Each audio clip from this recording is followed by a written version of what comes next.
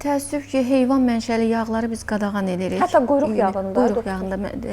Burada belə deyim də, daha çox biz üstünlük veririk zeytun yağına.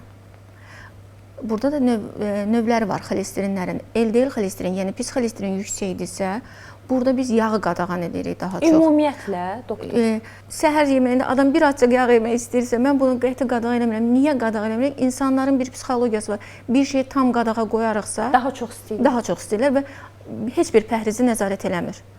Onun üçün mən onları biraz azaldıram. Sadəcə deyirəm ki, millət olaraq biz daha çox yağlı yeməyi sevirik. Kərə yağında yeməyi və yaxud da ki, nehrə yağı deyirlər. Daha yaxşıdadırlar. Başa düşürəm. Ya azaltsınlar, Bəli. Heç olmasa hərəkəti artırsınlar və yaxud da ki, dərman müalicəsinə tabe olsunlar. Yəni, bir yerdə balanslamalıdırlar. Məsələn, sosiska, kalbasa, bu şeylər məsələn çox qadağandır, məsləhət görülmür.